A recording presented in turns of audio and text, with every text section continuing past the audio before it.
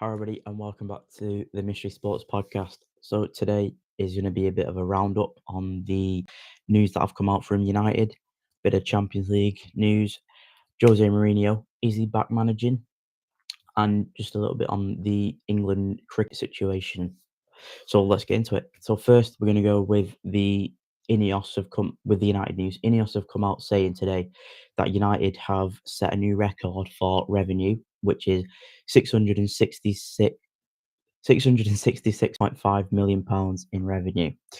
Obviously, looks good. It's a new record for United, the most revenue they've ever created. However, I've just got like how it's broken down into like broadcasting, match day and commercial kind of revenue side. So, broadcasting revenue, they have made £172.9 million in revenue, which is actually down 48.9 million.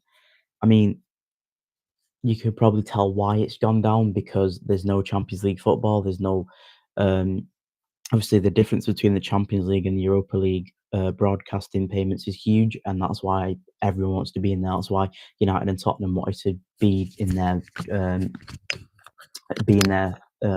Obviously this year, obviously Tottenham are in there, so they're benefiting from that financially as well, and obviously attracting players.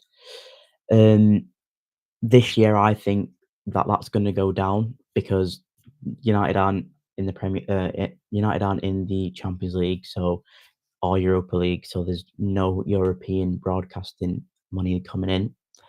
And judging by the way we've been performing, I wouldn't see us going very far in the um, FA Cup or even in the Premier League. You getting a steady amount of money anyway, but FA Cup, I don't see us getting into more than the quarterfinals. So obviously there'll be a loss there. So I think that'll be down again this year.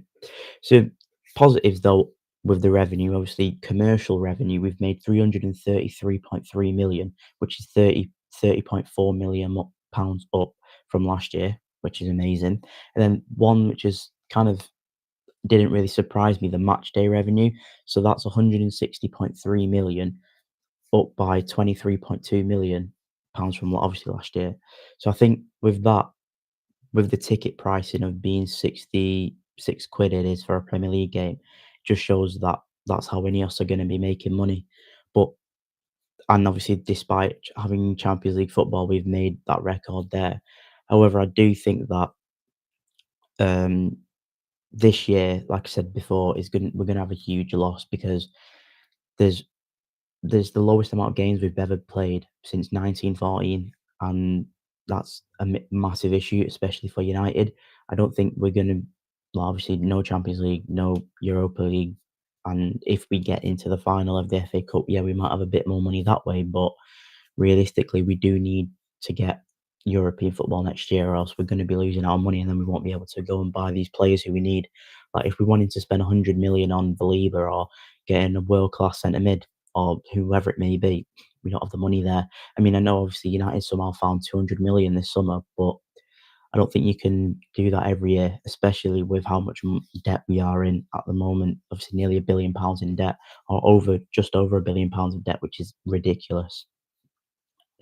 The only obviously positive thing is that it's a new record for United, and it's obviously you can't argue with the numbers. It's brilliant news, really. Obviously, INEOS it's a positive on them. However, I think it could be them putting this out might be a little bit of spin from obviously what's happened on the pitch because it's usually a thing that United tend to do. We have a bad result, and then the news in the club, like positive news, will get put out, and everyone will be like, "Oh yeah, we're doing all right actually," and then they'll just forget about it, the result kind of, and then move on. And obviously with Chelsea today, not today, Chelsea on Saturday, huge game really. If we lose that, we're 4 points from five, which is ridiculous. And I remember hearing this on Twitter. Someone said that United could end up with um, with 4 points from five, and it's looking like it is true. Like we obviously lost against Arsenal, drew Fulham, beat Burnley, lost to City, and then we really need to get this result. I mean, sitting 15th or 14th in the table that it is, I mean, it's not good after 4 games, but at the end of the day, we need to make sure that when we play Chelsea, we turn up for the game and we don't play half-heartedly, and we try so hard. I know I'm gonna waffle about that game a lot, but I just try to avoid it until Friday where I do a bit of a preview on the game. But I mean, it is a positive. We've done a new record. Well done. Now let's go and use this positivity and go and try have that kickstart we need for the season. Try get that European places, which the ambition is, and what Sir Jim Radcliffe has said. I don't. It was reported that Sir Jim Radcliffe said that the United squad is good enough to get Champions League football. In my opinion, I don't think it is. I think it's good enough for Europa League, but I think anything can happen really. If we could have a good run, we could have a 15 game unbeaten run, which I doubt will happen. We're not Man City, but say if that does happen, we could easily be in Champions League football. But you never know what will happen with United, especially the way that we perform and how inconsistent we are on the pitch. Because one week we could have an absolutely brilliant game like against Arsenal, obviously just not score, and then we can play poorly like we did against City and get battered 3-0. But it is what it is. Let's hope we can turn the positivity around and obviously get a win. There's no Jose Mourinho. Jose Mourinho, I think he will be back in management. Fabrizio Romano has said that he has agreed or had agreed in principle with Benfica to become their manager. I think it's brilliant news for the world of football to have Jose Mourinho back. Um, I the only negative thing about it is that a lot of people I know in Portugal will be like, they've had a new president in, and they've sacked their manager who's done actually a half decent job there, and then now they've got Mourinho in, and I don't think it's the way that Benfica want to play. The sources that I've been reading and the stuff what the fans have been saying for Benfica, they're a bit like they don't want Mourinho, even though he's a big name. They kind of just want like the original manager to keep on doing what he was doing. But I mean, I like Mourinho. Obviously, he didn't work at United, but I still like him. I think he's an amazing character for football, especially with his Champions League and the Champions League run for Benfica. Obviously, they did lose 3-2 last night, but they've got Chelsea, Newcastle, Leverkusen, Ajax, Napoli, Juventus, and Real Madrid. I mean, they're huge games. No easy game there for Benfica. Obviously, Chelsea would be returning back to Stamford Bridge. Newcastle, tough game for anyone to come. I mean, Barcelona have got them. I think Newcastle can get a job done, to be fair. I know it's quite a bold prediction, but yeah. And then you have Ajax, they could probably get a result there. Juventus looked weak defensively. However, obviously they went on to get 4-4, but I'll go on about that in a second. But yeah, Jose Mourinho back. Positive news, I think, for football, and I would love to see him obviously do well there and win a trophy like he normally does. But you never know what will happen with Mourinho. And then just Champions League.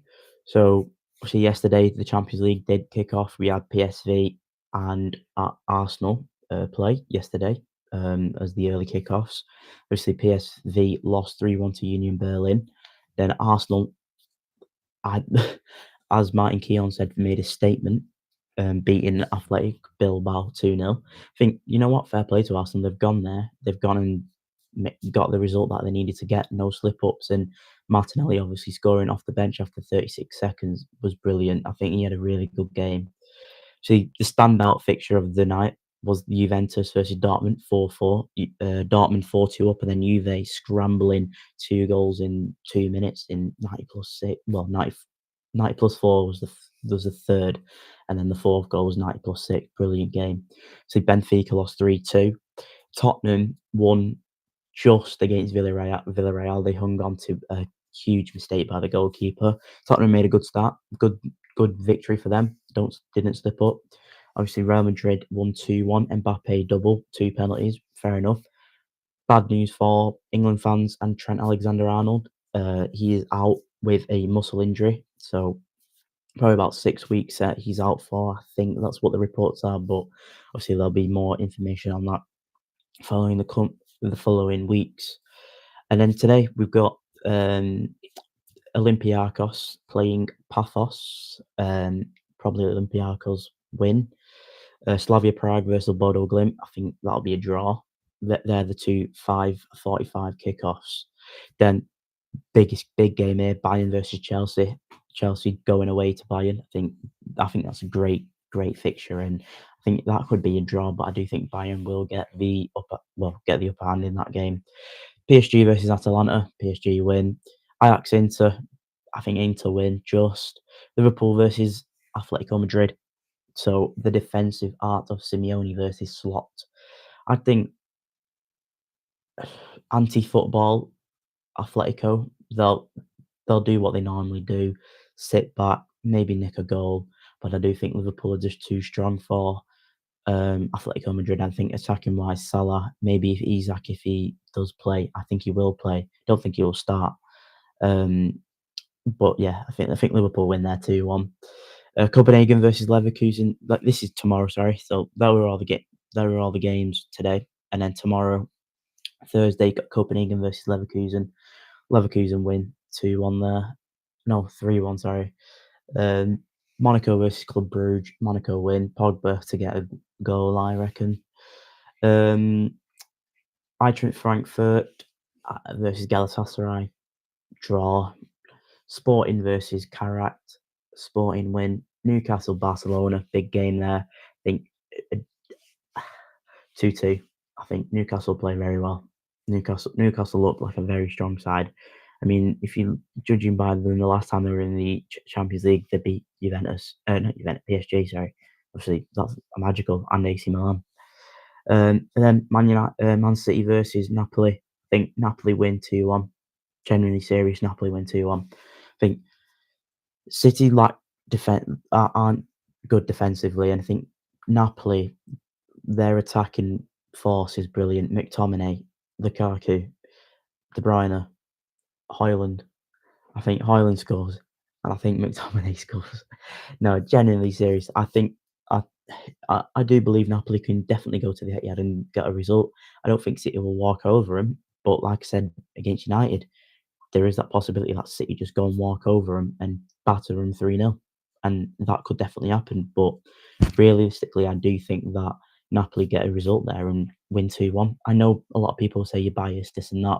However, I but generally do believe that Napoli are a very strong side. The way that they tore apart Fiorentina, I know there's difference between Premier League and Serie A, but their start, Napoli start's really brilliant, really, and their attacking wise, it's just amazing. So I do believe Napoli will get a result there. But then, like I said, I will keep referring back to this. City can definitely beat them 3-0. It just depends what happens, and it depends how City turn up. If City turn up lethargic and don't do anything, then I think Napoli go and win. But if City turn up how they play normally, and then I think they go and win 3-0. It just that's a given. But yeah, so now just that's obviously the Champions League. Just a quick update on the cricket. So England are playing. Well, Ireland are playing England at the moment. Um, Ireland are batting first in the T20 game. If I just get the stats here. Sorry about this. So it is 96 for two for Ireland after 11 overs, so 9 overs remaining.